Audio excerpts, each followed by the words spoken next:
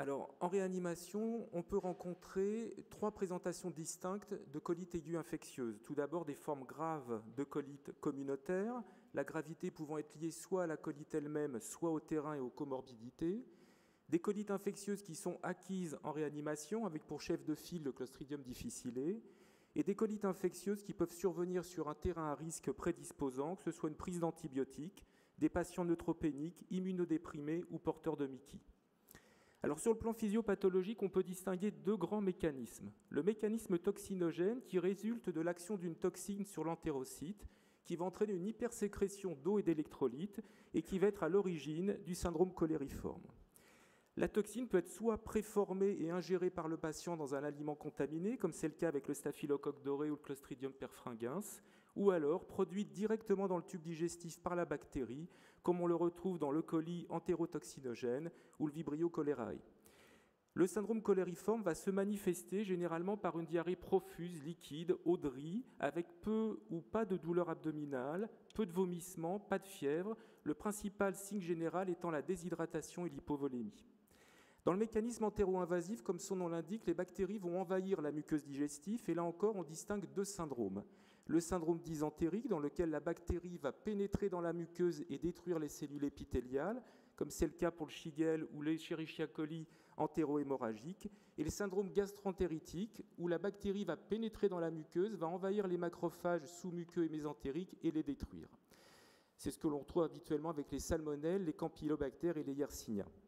La résultante de tout ça, ça va donc être le syndrome dysentérique avec les selles glérosanglantes, les douleurs abdominales et volontiers des signes généraux avec de la fièvre. Alors en pratique, l'anamnèse et la sémiologie de la diarrhée va permettre de nous orienter sur l'étiologie infectieuse, que ce soit sur l'existence d'un cas sporadique ou d'une épidémie qui va évoquer plutôt une toxi-infection alimentaire, la prise d'antibiotiques, les comorbidités, éventuellement un séjour hors métropole qui fera suspecter une infection parasitaire. Et là encore, comme on l'a vu, la sémiologie de la diarrhée va permettre d'orienter vers le mécanisme soit cholériforme, soit entéro-invasif. Alors les critères de gravité d'une diarrhée aiguë infectieuse vont être d'ordre général, digestif et liés au terrain. Donc je ne vais pas revenir sur les signes de gravité généraux. Au niveau digestif, on aura le nombre de selles, l'intensité des douleurs abdominales, l'existence d'émissions glérosanglantes, voire de rectorragie massive. Alors bien entendu, quand il y a une complication, ça va signer la gravité de la colite, notamment les complications générales avec l'état de choc, qui peut être soit septique, soit hypovolémique, et le fameux syndrome hémolytique et urémique de l'Escherichia coli entéro-hémorragique. Sur le plan digestif, les principales complications seront le mégacolon toxique, on va en reparler, les perforations et les hémorragies massives. Alors le mégacolon toxique a une définition bien précise. Il s'agit d'une dilatation du côlon à plus de 7 cm, généralement au niveau du côlon transverse, associée à l'un des 4 signes suivants, tachycardie, fièvre, hyperleucocytose ou anémie profonde, et à l'un des 3 signes suivants, déshydratation, altération de la conscience, hypotension ou trouble hydroélectrolytique. Alors il s'agit d'une complication qui est grave, mais qui peut encore se compliquer. Les deux complications du mégacolon toxique sont la perforation, donc qui survient sur un côlon pathologique qui va se distendre, et la septicémie, voire le choc septique, qui est lié à la translocation bactérienne liée à la dilatation colique. Alors la mortalité du mégacolon toxique est élevée, aux alentours de 15 à 20%, et le recours à une colectomie de sauvetage est relativement fréquent dans plus de 80% des cas, avec dans ce cas de figure un taux de mortalité supérieur à 60%. Alors, en cas de diarrhée aiguë présumée d'origine infectieuse, le recours aux coprocultures n'est pas systématique, mais par contre, on va le proposer d'emblée en cas de tableau sévère ou de tableau évocateur de diarrhée invasive. Donc des selles glérosanglantes, une diarrhée fébrile, des signes de répercussion générale, notamment la déshydratation, et chez des sujets fragilisés avec des comorbidités telles que l'immunodépression. Elle pourra être réalisée dans un second temps, après 2 à 3 jours d'évolution, en cas de syndrome cholériforme avec diarrhée hydrique qui résiste au traitement médical. Donc les coprocultures peuvent être réalisées sur des échantillons de sel, mais également sur du liquide colique qui est prélevé au moment de l'endoscopie quand elle est réalisée, ou sur des biopsies coliques qui sont mises en culture. Donc il y a évidemment un examen direct qui va permettre d'orienter les cultures sur éventuellement des milieux spécifiques. Alors très rapidement, un mot sur l'examen parasitologique des selles. Donc il doit être réalisé sur 3 jours non consécutifs et on le réservera en cas de suspicion d'infection parasitaire, notamment d'amibiase, en cas de séjour récent en pays d'endémie parasitaire ou chez le sujet immunodéprimé à la recherche d'infections opportunistes. L'ASP, très rapidement, donc son intérêt actuellement est très limité. La dernière recommandation de l'HAS en 2009 disait que l'ASP pouvait être réalisé pour rechercher une complication en cas de colite aiguë grave. Aucun intérêt quand le scanner est réalisé, et les signes de complications qu'on peut retrouver, comme vous le voyez sur les diapos, c'est la tubulisation du côlon avec l'épaississement pariétal, la pneumatose pariétale qui est un signe préperforatif comme on l'a vu, le pneumopéritoine et le médiacolon toxique. La tomodensitométrie a un intérêt uniquement dans les formes sévères de colite grave et va permettre d'une part d'évaluer la gravité de la colite et d'autre part d'aider à éliminer, comme on l'a vu, un diagnostic différentiel tel que la colite ischémique. Son apport diagnostique et étiologique, par contre, est très faible et la tomodensitométrie est généralement réalisée sans et avec produit de contraste quand la fonction rénale le permet et sans préparation colique préalable.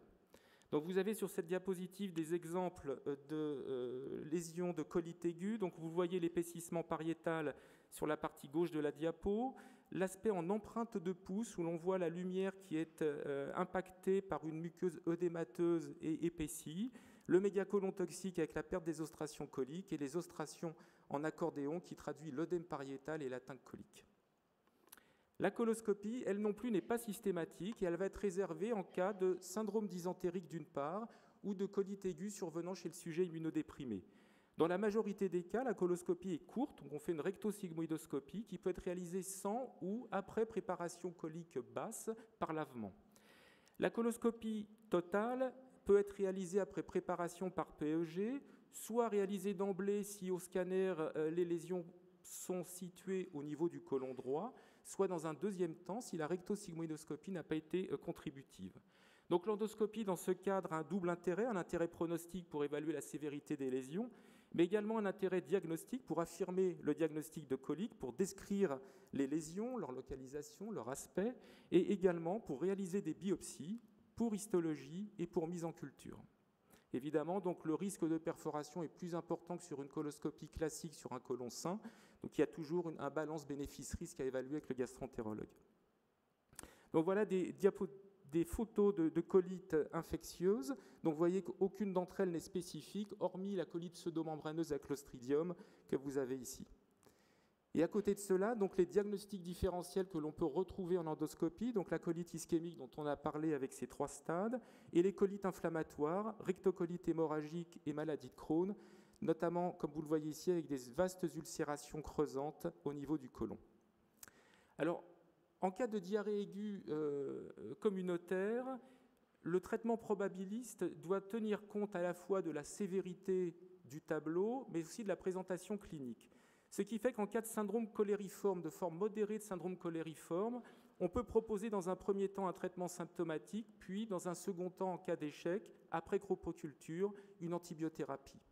Par contre, en cas de forme sévère de syndrome cholériforme ou de fièvre ou de syndrome dysentérique, on propose d'emblée une antibiothérapie, soit par quinolone, soit par azithromycine, en précisant que dans ce cadre-là, les ralentisseurs du transit sont contre-indiqués en raison du risque de médiacolon toxique.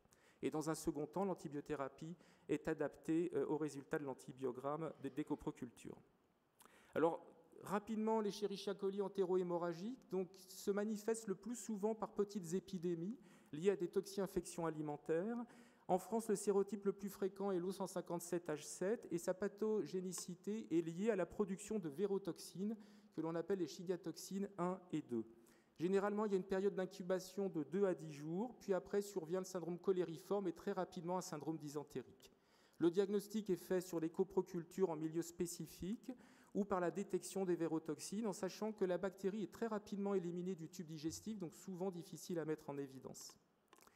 La principale complication, c'est le syndrome hémolytique et urémique que vous connaissez, qui survient en gros dans 5 à 20% des cas, qui serait plus fréquent en cas de petite épidémie et qui est retrouvé plus fréquemment chez le petit enfant de moins de 3 ans ou l'adulte de plus de 65 ans.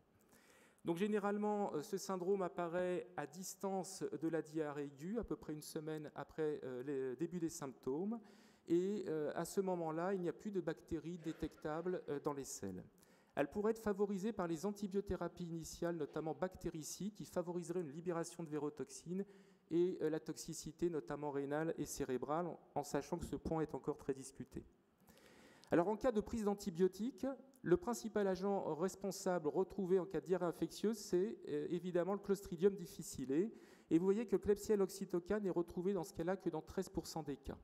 Très rapidement pour le Klebsiella oxytocca, donc c'est une entérobactérie qui s'approfite du tube digestif et qui a la particularité de posséder une bêta-lactamase chromosomique qui va la rendre naturellement résistante à l'ampicilline, aux céphalosporines et à la pristinamycine.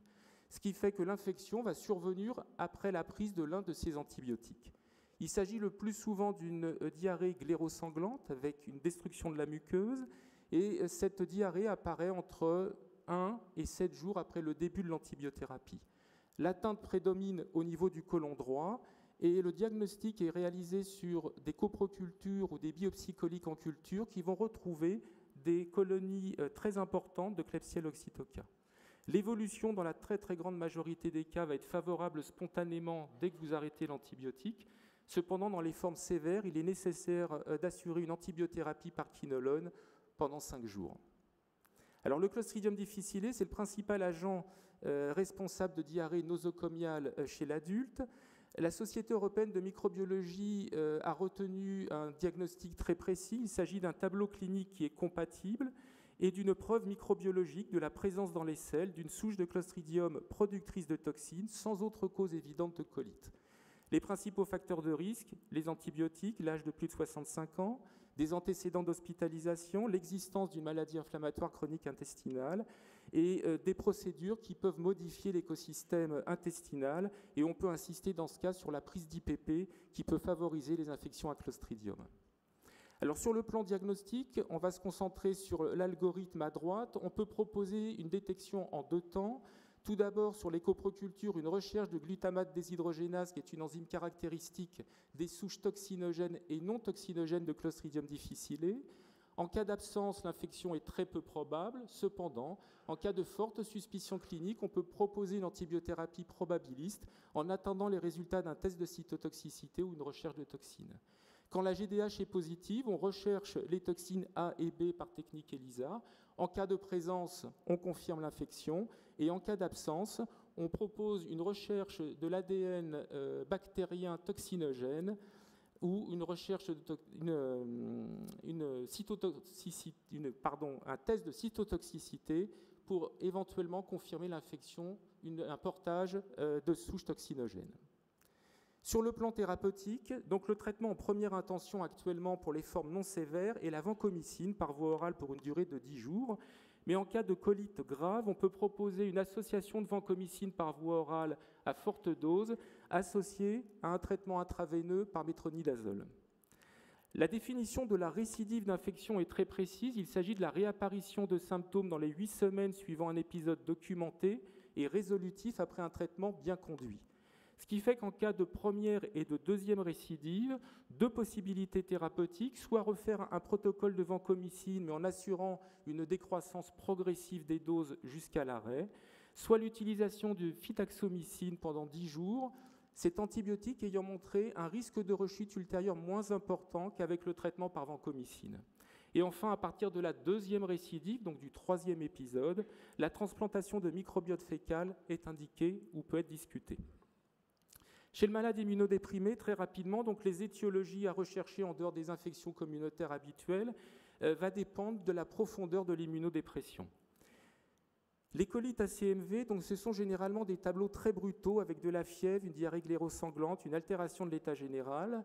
Le diagnostic va être porté sur des tests sérologiques, que ce soit la sérologie, l'antigénémie ou la recherche de détermination de la charge virale par PCR.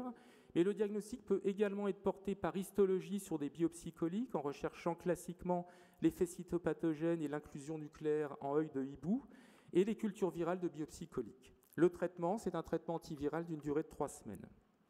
Concernant l'herpès simplex virus, moins fréquent que les colites ACMV, les méthodes diagnostiques sont identiques et là encore, on proposera un traitement antiviral. Il faut avoir à l'esprit que chez l'immunodéprimé, il peut y avoir des diarrhées infectieuses chroniques, généralement liées à des infections opportunistes qu'il faudra rechercher systématiquement si la diarrhée dure plus de 3 semaines. Donc de façon empirique, on peut proposer en traitement de première intention en cas de colite aiguë chez un sujet immunodéprimé, un traitement, une association de quinolone et de métronidazole et d'antiviral. Pour terminer très rapidement, chez les patients qui ont une maladie inflammatoire chronique intestinale, rectocolite hémorragique ou maladie de Crohn, il faut systématiquement, en cas de poussée, rechercher une surinfection, essentiellement à Clostridium difficile ou à CMV. En conclusion, la gravité de la colite aiguë infectieuse va dépendre, comme on l'a vu, de l'atteinte digestive, du retentissement général et du terrain. Le bilan étiologique doit être orienté par le contexte clinique et le terrain. Et en réanimation, je pense qu'il faut tout le temps penser à l'infection par Clostridium difficile. Les causes infectieuses à évoquer sont fonction des éventuels terrains à risque et bien entendu éliminer les diagnostics différentiels comme la colite ischémique ou les colites inflammatoires. Je vous remercie.